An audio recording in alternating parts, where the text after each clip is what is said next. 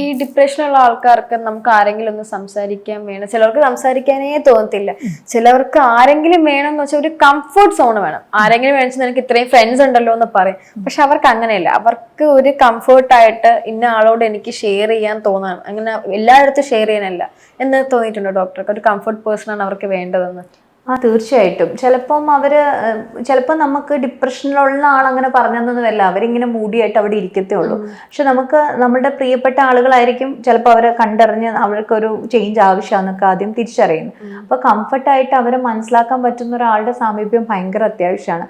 ഇനി ചിലപ്പോൾ വീടുകളിലോ അല്ലെങ്കിൽ സുഹൃത്തുക്കളുടെ ഇടയിലോ അതില്ല എങ്കിലും നമ്മൾ ഇങ്ങനത്തെ ഒരു സൈക്കോളജിക്കൽ സപ്പോർട്ട് എടുക്കണം.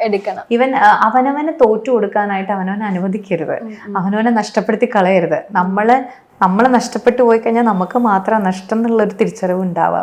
അല്ലാതെ നമ്മൾ നഷ്ടപ്പെട്ട് കഴിഞ്ഞാൽ, നമ്മൾ ഈ ഭൂമിയിൽ നിന്ന് പോയി കഴിഞ്ഞാൽ എല്ലാവരും ഒരു പാഠം പഠിക്കും, അല്ലെങ്കിൽ എല്ലാവരും അത് എഫക്റ്റ് ചെയ്യും, ഒന്നും സംഭവിക്കില്ല. എല്ലാവരും നോർമൽ ലൈഫിലേക്ക് തിരിച്ചു വരും. ആദ്യത്തെ കുറച്ച് നാൾ നമുക്കൊരു ചെറിയ ബുദ്ധിമുട്ടൊക്കെ ഉണ്ട്. പിന്നെ എല്ലാവരും ആ നോർമൽ ലൈഫിലോട്ട് റിട്ടേൺ വരും. അപ്പം സ്വയം നഷ്ടപ്പെടുത്താതിരിക്കാനായിട്ട് ശ്രദ്ധിക്കുക. ഞാൻ എന്നെ നഷ്ടപ്പെടുത്തില്ല എന്ന് സ്വയം പറഞ്ഞ്, ഇനി ഈവൻ നമുക്ക് ആരും സപ്പോർട്ടിന് വീട്ടിലില്ലെങ്കിലും നമ്മളിങ്ങനെ ഒരു സൈക്കോളജിക്കൽ സപ്പോർട്ട് എടുക്കുക. അതിനുള്ള ഓപ്പർച്യൂണിറ്റീസ് ഇപ്പോൾ ഉണ്ടല്ലോ, അത് യൂസ് ചെയ്യുക.